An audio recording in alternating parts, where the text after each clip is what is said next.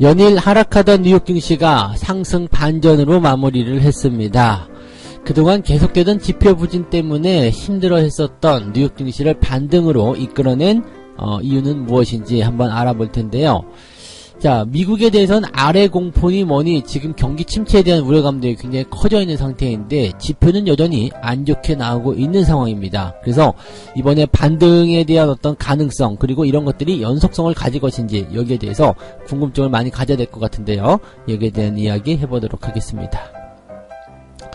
본격적으로 어닝 시즌이 시작이 되면서 반도체 그리고 자동차 자 이런 것들에 대한 이 업종의 실적들이 좋을 것으로 예상들이 되고 있죠. 자 그리고 이것들의 바통을 이어갈 실적주, 차세대 실적주, 기대주들은 어떠한 종목들인지 알아봐야 될 것 같습니다. 자 오늘은 삼성전자가 실적 발표를 해줄 텐데 여기에 대한 이야기도 같이 해보도록 하겠습니다. 코스닥 기업들이 최근에 땅하고 건물을 파는 즉 자산을 매각해서 현금으로 마련하는 일이 2배로 늘어나고 있다고 합니다. 유동성을 확보하겠다라는 이야기인데요. 코스닥 기업들이 최근에 이렇게 유동성을 확보하려는 이유 어떠한 이유 때문인지 무엇 때문인지 좋은 건지 나쁜 건지 여기에 대해서 알아보도록 하겠습니다. 네 반갑습니다. 오늘은 10월 4일 금요일입니다. 10월 3일이 휴일이다 보니까 요거 지나고 나서 보니까 또 오늘이 지나면 또 주말이 되고 막 이런 상황이 되네요. 그래서 이렇게 징검다리 식으로 막 넘어가니까 이게 굉장히 좀 그 월요일 같은 그런 주말이 돼가지고 약간은 느낌이 좀 애매하네요. 근데 보통은 이런 시기에서는요, 주식시장에서는 거래량이 많이 감소하게 됩니다. 그래서, 그 종목들이라든지 주식 투자를 하실 때 변동성이 조금 커지는 것을 좀 느끼실 거예요. 그러니까 조금만 사더라도 확 올라간다거나 조금만 팔더라도 훅 내려가는 모습이 좀 나타나기 때문에 실제적으로 이제 그냥 정상적인 어떤 변동 범위하고는 조금 다르게 왜곡이 되는 경우들이 있기 때문에 이런 것들에 대해서는 조금 조심해 볼 필요가 있다. 이 말씀을 드릴 수가 있겠습니다. 참고하시면 좋겠고요. 자 오늘 첫 번째 이야기 가도록 하겠습니다. 그동안 이제 뉴욕 증시가 좀 제법 큰 폭으로 하락세를 좀 많이 보였습니다. 거기에 대해서는 이제 뭐 기술적 반등이다 이렇게 얘기가 나올 수도 있겠는데 어쨌건 주가가 하락세를 보이고 있다 이렇게 보시면 될 것 같아요. 자 그동안 이제 제조업 PMI 지수가 좀 안 좋게 나왔었죠. 49.1이었는가 그 수치에서 47.8로 떨어지면서 굉장히 안 좋게 나왔었는데 이번에는 그 이런 제조업 PMI 지수에 이어서 미국이 좀 자신이 있어 하는 또 미국 경제의 가장 중요한 핵심적인 역할을 하게 되는 이 서비스업 PMI 지표도 이게 안 좋게 나왔습니다. 서비스업 구매관리자 지수에 대해서 지금 지표를 집계를 했는데 이게 56.4에서 52.6으로 하락을 하는 모습이 나타났습니다. 시장 예상치는 55.3이었습니다. 이것도 물론 이제 50이라는 하나의 기준을 통해서 본다라면 50 이상이기 때문에 경기 침체는 아니지 않느냐 이렇게 말할 수도 있겠는데 이게 지금 52.6으로 떨어졌다는 거 일단 지표상에서 모양새들이 안 좋게 나타났다는 것은 일단 이쪽의 상황들이 그렇게 좋지는 않다. 경기 확장이 중요한 게 아니라 이쪽 상황이 별로 좋지가 않다라는 얘기를 하고 있는 거죠. 그래서 전체적으로 지금 미국 경기가 침체 국면을 가고 있는 것이 아니냐 이런 형태의 얘기를 하고 있는 모습이 되는 겁니다. 그래서 지금 안 좋고 제조업도 안 좋고 서비스업 쪽까지 안 좋게 된다라면 이 내용들 같은 경우는 시장 전반에 걸친 침체가 확실하다라고 단정 지을 수 있는 그런 내용이 좀 나올 수 있는 거죠. 그러니까 이렇게 나오게 된다라면은 다우지수 같은 경우가 떨어질 수밖에 없는 거예요. 왜냐면은 미국 경기가 그냥 우리는 자신이 있어 계속 올라갈 거야 라고 얘기했었던 그런 부분이었는데 지표상에서 즉 객관적인 내용 자체가 안 좋다라고 딱 떨어져 버리니까 굉장히 힘든 상황이 좀 되는 거죠. 이런 상태에서 미국은 EU와 관세 전장을 벌리겠다 이렇게 얘기가 나오고 있잖아요. 지금 그 그 항공기죠. 항공기 관련한 문제를 가지고서 뭐 계속 보복적인 관세들을 이야기하고 있고 EU도 만약에 너희가 관세를 매기면 우리도 가만히 있지 않겠다. 뭐 이런 식으로 나오고 있기 때문에 미중 무역 협상에 버금가는 그런 그 충격적인 그런 관세 전쟁이 또다시 일어날 수 있는 상황이 좀 되는 겁니다. 그래서 이런 것들 상당히 힘든 부분이 좀 되는 거겠죠. EU산 항공기에 10% 관세, 그리고 그 다음에 농산물과 기계류, 의류 등에는 25%의 관세를 각각 부과할 예정이다. 자, 원하는 건 이겁니다. 미국이 원하는 건, 에어버스 보조금에 대한 유럽연합의 책임을 인정했으니까 EU 제품에 대한 관세를 물릴 것이다. 자, 이거 부분이죠. 그러니까 너희들이 이제 항공 산업에 대해서 우리 보잉사에게 끼친 손해에 대해서 너희들이 물어내라. 뭐 이런 식이라고 좀 보시면 될 것 같고요. 사실 근데 그 EU에서 이 특정 기업에게 이제 보조금을 지원해 준 것은 사실이거든요. 그러면은 이렇게 미국이 이렇게 주장하는 것에 대해서 어느 정도 그 뒷받침이 좀 될 수 있는 그런 부분이 좀 있어요. 그러니까 요것이 유럽에서 어떻게 그냥 보복적으로 풀어가는 것이 아니라 어떻게 조금 협상적인 부분으로 좀 풀어가야 되지 않을까 생각합니다. 유럽도 지금 보면 브렉시트 문제도 있죠. 그 다음에 유럽 자체에서도 이 경제 지표들이 굉장히 안 좋게 떨어지고 있고, 독일도 지금 보면은 지표가 굉장히 나빠지는 상황이 좀 벌어졌기 때문에 유럽 지역 자체도 흔들흔들거리고 있는데 미국이 여기다 대고 때려버리게 된다라면 경제 성장률에 대한 부분들은 또다시 가라앉을 수밖에 없는 상황이 좀 되는 거거든요. 지금 중국이 가장 고민하고 있는 게 또 그거 아닙니까? 미국과 싸움을 하긴 하는데 할 수도 있다 이거죠. 싸울 수도 있다 이거야. 그런데 계속 이렇게 하다가는 경제 성장률이 바닥을 쳐가지고 견딜 수가 없다. 미국은 어찌어찌 견디긴 하겠는데 자체적인 어떤 성장률이 떨어지게 되니까 좀 잘 나가려고 했었던, 좀 좋아지려고 했었던 그런 경제 상황들, 그 다음에 그 국가 경쟁력 이런 것들이 아주 그냥 바닥으로 추락을 하게 되니까 그동안 쌓아올린 이러한 내용들이 전부 다 좀 뭐라 그럴까 물거품이 될 수도 있겠구나, 이러한 어떤 두려움이 좀 들었을 수 있다는 얘기가 되는 거죠. 유럽연합도 마찬가지일 걸 생각해요. EU 같은 경우도 이렇게 미국과 싸움이 들어갔을 때 뭐 어쩌면 버틸 수가 있겠죠. 왜냐면 더 큰 덩치로 본다라면 미국하고 거의 대등한 입장이라고 볼 수 있는 내용이 되는 거거든요. 국가별로 쪼개서 본다라면 별거 아니겠지만 덩어리로 본다라면 미국과 싸울 수 있는 뭐 그런 몇 안 되는 그런 대등한 입장을 보시면 되는데, 요런 상태에서 이게 완전히 흔들려 버리게 된다라면은 네, 사실 EU가 와해가 되는 것은 시간 문제다라고 볼 수도 있는 거죠. 그러니까 미국의 속내는 굳이 안 봐도 될 것 같아요. 중국이 미국에게 도전을 하는 그런 어떤 패권 도전에 대한 부분 때문에 괘씸했어, 너희들을 패버리겠어 라고 얘기하는 것이 미중 무역 분쟁이었을 수도 있겠고요.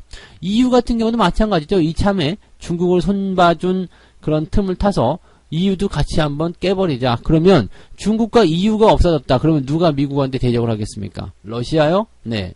러시아는 뭐 덩치는 크다고 볼 수 있겠지만 사용하기는 아직 힘들다고 봐야 되겠죠. 그런 내용들이 이제 부담스러운 부분이 될 수밖에 없다는 얘기가 되는 겁니다. 그러니까 이런 것들을 우리가 참고를 해보실 필요가 있다라고 말씀을 드려야 되는 거죠. 네. 네, 그래서 지금 경제지표가 조금 부진하게 나옴에 따라서 이러한 것들이 이제 어떤 식으로 그 처리해 나갈 것인가, 거기에 대한 부분들이 이제 그 핵심적인 그 포인트가 좀 되는 거죠. 미국의 이런 제조업, 서비스업 이런 경제지표가 다 안 좋게 나온 데다가 또 한 가지 본다라면 지금 유럽과의 어떤 잡음들, 이런 것들 전체적으로 좀 시장에 부담이 될 수밖에 없는 내용이거든요. 지수가 빠지는 건 당연한 얘기입니다. 그런데 이 지수가 하락하는 것을 다시 반등으로 이끌어낸 사건이 뭐냐면 금리 인하. 네. 자, 이런 얘기가 나오니까 이제 금리를 인하할 것이다. 왜냐면 지금 연준이 금리를 인하하지 못하는 이유 중에 하나가 뭐냐면 경기가 너무 좋다는 얘기잖아요. 그러니까 우리가 상식적으로 생각했을 때 경기가 좋은데 금리를 인하해야 될 이유가 뭐가 있느냐, 여기서 사실 할 말이 없는 거거든요. 그런데 경기가 나쁘다, 그렇게 된다면 연준이 금리를 인하해야 될 이유가 충분하다는 얘기입니다. 지금은 트럼프가 계속적으로 연준을 압박하고 있지만 우리 연준은 정부와는 독립된 그런 기구이기 때문에 너희들이 우리를 협박하고 압박하고 뭐 이렇게 얘기하더라도 우리는 절대 거기에 굴하지 않겠다, 뭐 이런 식으로 그냥 이야기하고 있어서 계속 욕을 먹고 있지만, 연준이 이번에 경제 지표가 이렇게 안 좋게 나왔으니까 이번에 그냥 금리를 인하하자, 이렇게 얘기한다라면 정부의 어떤 입김이나 스트레스 때문이 아니라 경제지표 때문에 내가 금리 인하한 것이다, 이렇게 얘기할 수 있는 거거든요. 조금 가볍게 금리를 인하할 수 있는 상황이 좀 된다라고 보시면 되는 거겠죠. 지금 보면 이제 그 금리 인하에 대한 기대감이 현재 90%까지 상승했다라고 합니다. 그래서 이번에 추가적인 금리 인하를 더 할 수도 있겠다. 이제 시장의 어떤 전망치가 금리나 전망치가 90%까지 올라갔다라고 본다면 아마도 이제 거의 확실시 되지 않았나라고 생각이 좀 됩니다. 그래서 금리 인하 가능성이 점점점 높아지고 있는 가운데 이제 그 연준의 금리 인하는 2번 남았습니다. 이 2번 남아있는 이 기간 동안에 잘 보게 되면, 네. 2번 다 만약에 금리 인하를 하게 된다면 트럼프가 계속 얘기했었던 이번 연도 안에 1%의 금리 인하를 하는 그 내용이 관철이 되는 거죠. 그러니까 잡음을 계속 만들지만 결국에는 트럼프가 원하는 방향으로 가고 있다. 이것도 우리가 주목해서 살펴봐야 될 내용이라고 생각하시면 될 것 같아요. 자, 그래서 일단 미국 증시가 반등한 이유는 경제 지표가 안 좋으니까 거기에 대한 이런 그 뭐라 그럴까요? 대응책. 네, 그래서 경기 부양책이 금리 인하를 통해서 나타날 것이다. 이런 기대감으로 주가가 상승했다. 이렇게 보시면 될 것 같습니다. 자, 그럼 이제 두 번째 이야기 가도록 할게요. 어닝 시즌이 시작이 됐습니다. 실질적으로 이제 오늘이죠. 10월 4일 삼성전자의 실적 발표가 있을 건데요. 삼성전자 실적은 여러분이 잘 알고 계시겠지만 좋다라고 예상이 되고 있습니다. 지금 보면 이제 최소 6조 5천억, 그 다음에, 최대는 7조 5천억까지 한 1조 원 정도의 변동폭을 가진 상태에서 전망이 되고 있는 상태인데, 그냥 평균적으로 한 7조 원대 조금 초반 정도가 나오지 않겠느냐, 이렇게 얘기를 하고 있습니다. 그래서 삼성전자가 이번에 이런 식으로 7조 원대 이상의 실적을 만들어주기만 한다라면, 기존에 대해서 이제 어떤 삼성전자의 실적 부진이라든지 이런 부분들이 부담스러운 영향들을 계속해서 줬었는데 약간의 어닝 서프라이즈다라고 좀 볼 수 있거든요. 실적 좋아요. 아주 좋습니다. 이렇게 얘기가 될 수 있는 상태라서 자, 반도체 업황이 이제 제대로 된 그런 턴 어라운드 시작하는 건 아니겠느냐. 이런 식으로 구분이 좀 지어질 수도 있겠고요. 또 한 가지는 이제 그 삼성전자가 이렇게 실적이 좋게 해서 끌고 나가게 된다면 이제 경기 전망에 대한 어떤 긍정적인 기대감, 그 다음에 삼성전자의 목표 주가가 또 상향 조정이 되겠죠. 증권사들이 지금 보면은, 목표 주가를요, 56,000원대, 6만원 정도까지, 상향 조정하는 모습이 좀 나타났거든요. 물론 이제 목표 주가가 터무니없이 높게 나온다. 지금 현재 시점에서 목표 주가가 뭐 10만원 또는 20만원 뭐 이렇게 나온다 그러면은 당연히 이게 문제가 될 겁니다. 근데 이렇게 현재 주가와 큰 차이가 없는 수준에서의 목표 주가가 이제 상향 조정되는 것은 그냥 긍정적인 신호로 받아들이셔도 됩니다. 그래서 그동안 이제 삼성전자가 과거에 이제 150만원 갈 때 목표 주가 200만원이다. 또 이번에 최근에 250만원, 60만원까지 갈 때 목표 주가 400만원이다. 이런 식으로 증권사가 터무니없는 그런 목표 주가를 내보냈을 때는 상당히 문제가 됐었어요. 그때 이제 사람들이 막 몰리면서 상투가 되고 주가가 많이 하락하는 상황이 좀 벌어지기도 했었는데 이런 정도라면 나쁘지 않죠. 그래서 실적 증가에 따른 또는 전체적인 전망이 회복이 되는 업황이 회복이 되는 그런 것들에 대한 기대감으로 인해서 주가가 상승한다. 그렇다는 것은 조금 기대를 좀 해볼 만한 내용이다라고 보실 수가 있겠죠. 그래서 이런 내용들 참고하시면 되겠고요. 자, 근데 현대자동차도 마찬가지죠. 지금 3분기 영업이익 전망치가 1조 300억 원 정도 나온다고 얘기합니다. 그래서 긍정적으로 기대가 좀 되고요. 조금 더 잘 나오게 된다면 1조 2천억까지도 나올 것이다 라는 예상도 있습니다. 그래서 이렇게 되면은 지금 경기 전반에 걸친 부분들이 긍정적인 거죠. 반도체, 자동차 전부 다 경기 민감주거든요. 이렇게 된다면 경기가 좋아지고 있어요라는 기대감을 가져볼 수 있는 그런 내용이 될 수가 있습니다. 일단 뭐 지금 체감하는 경기는 나쁘다 또는 뭐 우리가 경기가 안 좋아요, 성장률이 안 좋아요 이렇게 얘기하지만 실질적으로 이런 경제적인 지표상에서 기업들의 실적이 좋아지고 있다는 것은 다른 의미로 해석해야 되는 거거든요. 지표상이라는 것은 이런 객관적인 그런 상황이잖아요. 그러니까 이런 내용들이 잡혀 있다라는 것은 긍정적으로 우리가 풀이를 해봐야 되는 그러한 내용이다라고 생각하셔야 되는 겁니다. 네. 자, 그래서 지금 보면 이제 반도체와 자동차 업황들이 이제 좋게 나오면서 기대감을 가질 것이다 생각되고 있는데, 자, 근데 요거 말고는, 네, 지금 딱히 뭐 시장에서 기대할 만한 게 없는 거 아니냐. 지금 삼성전자와 현대차가 물론 수익 잘 나왔다, 좋다. 그 좋은 건 인정하는데 그럼 다른 기업들은 다른 업황들은 다 별로인 거 아니냐 이렇게 얘기가 좀 나오거든요. 근데 물론 그럴 수도 있어요. 근데 지금 보면 이제 조선, 증권, 미디어, 섬유 이런 쪽에서의 이제 순이익 전망치가 상향 조정이 되고 있다라고 합니다. 근데 이 기업들은 전체적으로 보면 이제 상승으로 전환될 수 있는 가능성들이 좀 열려 있는 그런 업황 전환에 따른 기대감들이 있는 종목들이고요. 반대로 이제 그 유틸리티, 디스플레이, 화학 이런 기업들 같은 경우는 이익 전망치가 좀 하향 조정이 되고 있다라고 해요. 그래서 이 기업들은 이제 전망에 대한 부분들이 경기가 좋아지는 것과는 조금 이제 거리가 조금 있어요. 특히 화학업종 같은 경우는 이제 경기가 다 좋아진 상태, 아주 이제 좋아요라고 됐을 때 올라가는 그런 특징적인 부분이 좀 있기 때문에 오히려 이런 부분들과는 조금 차이가 있어요. 그러면 이 실적 전망치를 한번 보게 되면 IT나 자동차 같은 경우 또는 조선, 증권, 미디어, 섬유 전부 다 뭐예요? 경기가 좋아지는 상승 초입 구간에서 좋아질 수 있는, 돌아설 수 있는 그런 업황이다라고 보실 수가 있거든요. 이러한 업황에 대한 내용이 여기서 콱 하고 들어갈 수 있기 때문에 이 내용을 보게 되시면은 상당히 이제 뭐라 그럴까요? 지금 경기 자체가 바닥을 찍고 돌아설 수 있는 그런 느낌을 조금 받을 수가 있는 그런 내용을 좀 보시면 되는 겁니다. 그래서 기업들의 실적, 좀 업황에 대한 어떤 부분들이 이렇게 좀 그 경기 초반 순환 시점에서 좋아지는 업황들 위주로 전체적인 분위기를 형성하고 있다라는 것을 우리가 참고하시면 될 것 같다. 이 말씀을 드려야 될 것 같죠. 그래서 지금 현재 시점은 일단 뭐 이런 것들에 초점을 좀 맞춰서 지켜보시는 게 맞을 것 같다는 생각이 좀 듭니다.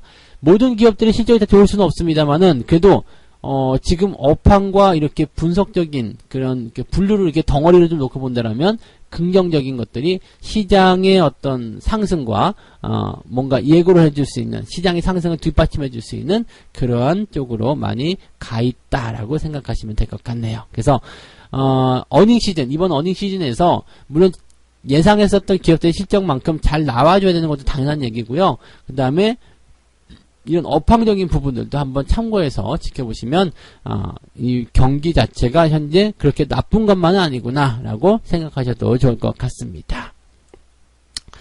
자, 그 다음에 이야기, 세 번째 이야기 가도록 합니다. 땅, 건물을 팔자. 코스닥 상장사들의 유동성 확보가 굉장히 많이 늘어나고 있다고 합니다. 이게 왜 그러냐면 이제 경기가 침체하면은 돈이 필요하단 말이에요. 돈이 필요하니까 사실 뭐 운영자금이라든지 이런 것들 우리가 이제 사업을 하다가 돈이 이제 장사가 잘 안 돼요. 그래서 뭐 이제 고정 비용 지출을 계속 나가야 될 거 아닙니까? 그건 이제 운용자금이라고 하는데 이 운용자금이 필요할 때 가장 먼저 뭘 하겠어요? 나한테 들어가 있는 현금을 쓰겠죠. 나한테 있는 예비 현금을 씁니다. 그 현금을 쓰면서 버티다가 그래도 장사가 계속 안 돼요. 그러면은 내가 가지고 있던 땅 이런 부동자산을 팔겠죠. 사업을 접거나, 근데 사업을 접지 않겠다라면 이런 부동자산을 팝니다. 왜요? 운용 자금을 마련해야 되기 때문에. 그럼 땅을 팔고 건물을 팔고 또는 사업 자체를 축소하고 뭐 이런 식으로 해가지고 운용 자금을 마련합니다. 그런데도 불구하고 사업이 안 돼? 그러면 이제 그 다음에 사업을 안 하게 되는 상황이 벌어지겠죠.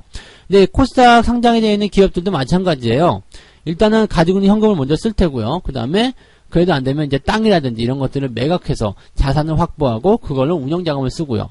그래도 만약에 안 된다 그러면 이제 유상증자라든지 뭐 감자라든지 기타 등등의 방법들을 통해서 돈을 마련하게 됩니다. 그렇게 해서 돈을 마련하고 난 다음에 뭐래요?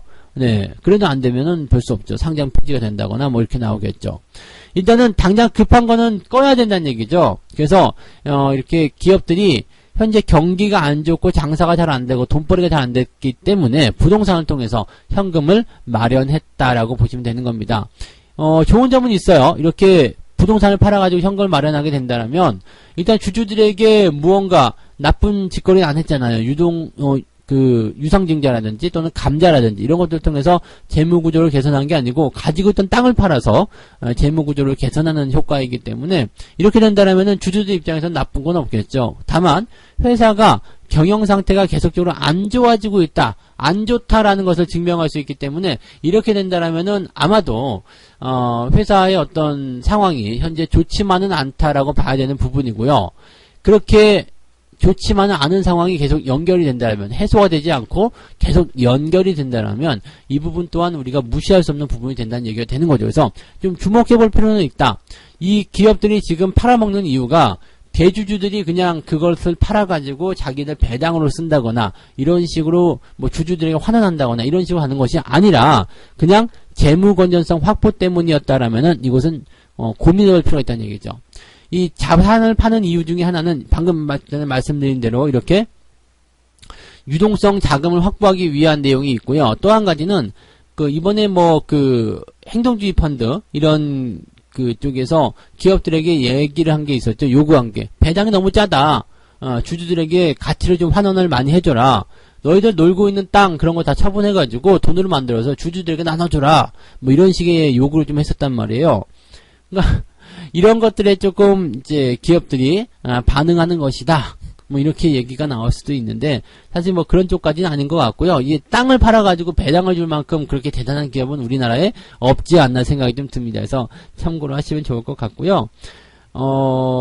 운용자금이나 기타 재무구조 개선을 위해서 지금 상장사들이 자산을 처분하고 있다 정도로만 생각하시면 좋을 것 같아요. 그렇다면 현재 시점에서는 당장은 기업들의 재무구조가 개선될 수는 있겠습니다만 이 내용들이 사업 영역의 어떤 축소라든지 이런 쪽으로 우리가 연결된다면 좋지 않을 겁니다. 자, 그러면 여러분들이 이거 확인하시는 방법은 장부를 좀 들여다보시면 되겠죠. 매출이나 실적이 계속적으로 줄어들고 있는 상태에서 뭐 당기순이익이라든지 이렇게 특정한 수익금이 확 들어와가지고 재무구조가 개선된다는 느낌이 좀 나왔다. 그러면 요 업종은 예의주시해서 바라볼 필요가 있어요. 장사가 잘 안 돼서 땅을 팔았든 아니면 무언가를 팔았든 무언가가 나왔구나. 그래서 지금 당장은 급한 불을 껐구나. 여기서 돌려주지 않는다면 문제가 되겠구나라는 정도로 아셔야 되는 거죠. 당장 재무구조가 개선됐네. 아주 좋아졌어요. 라고 이야기할 게 아니란 얘기입니다. 조금 더 깊숙이 들어가서 그런 것들을 생각해서 보셔야 된다는 얘기죠. 이게 왜 이렇게 늘어났지? 라고 생각을 해보셔야 되는 거. 그것이 분석가의 자세라는 것을 잊으시면 안 되겠습니다. 자, 여기까지 세 가지 이야기 말씀드렸습니다. 뉴욕 증시가 지표가 부진하고 좀 상황이 안 좋아지니까 금리 인하에 대한 이런 기대감이 좀 생겨났습니다. 그래서 반등에 성공했다는 이야기에 말씀을 드렸고요. 우리나라는 이제 휴일 때문에 하루 쉬었기 때문에 쇼크를 조금 벗어나서 반등에 대한 에너지만 조금 받아들일 수 있었으면 좋겠다. 이 말씀을 좀 드릴 수 있겠습니다. 돌아온 어닝 시즌에서는 반도체, 자동차, 그다음에 조선 뭐 이런 쪽으로 해서 경기가 호전될 수 있는 상승 초입에 반응하는 종목군들의 실적이 좋아지고 있다는 얘기를 해드렸습니다. 그래서 실적이 좋아지는 기업들, 뭐 대기업 어느 하나 기업들을 콕콕 찍어가지고 보시는 것이 아니라 업황 전체적으로 봤을 때 전체적인 큰 흐름이 좋게 만들어지고 있다 쪽에 관심을 집중하셔도 좋을 것 같다 생각이 좀 드니까 참고하시면 좋겠네요. 자, 그 다음에 코스닥 기업 땅 건물 팔자가 2배로 증가했다라는 얘기가 나왔는데 네, 요것도 여러분들 방금 전에 말씀드린 대로 유동성을 확보하기 위한 내용인데 무엇 때문에 유동성이 필요했는지 그 다음에 유동성을 확보한 이후에 기업이 어떤 식으로 변화가 되고 있는지 주목해 볼 필요가 있다. 관찰할 필요가 있다. 이 말씀을 드렸으니까 참고하시면 좋겠습니다. 자, 책 한 꼭지 읽고 마무리하도록 하겠습니다. 제 아무리 출중한 투자가라 하더라도 때로는 전혀 예상하지 못했던 사건에 부딪힐 수가 있고 이로 인해 정말로 신중하게 짠 계획이었지만 형편없는 결과를 낳을 수도 있다. 네. 예상과는 다른 움직임들이 항상 나올 수 있다는 것을 우리가 생각하셔야 된다는 얘기입니다. 그래서 내가 예상했던 것과 좀 다른 결과가 나왔다 그러면 재빠르게 그것을 수정하거나 거기에 대한 대응책을 빨리 세우셔야지 이게 아닌데 이러면 안 되는데 내가 이런 거 아닌데 라고 생각하면은 더 큰 걷잡을 수 없는 상황에 들어갈 수 있다. 예측은 항상 틀릴 수 있다는 것을 꼭 명심하시고 시장에 투자하자. 그 말씀을 드려야 되겠습니다. 자, 오늘 여기까지 해드릴게요. 저는 다음 시간에 다시 오겠습니다. 오늘 주말장 변동성이 약간 예상되니까 이 부분 잘 참고하셔가지고 슬기로운 대응하시기 바랍니다. 감사합니다.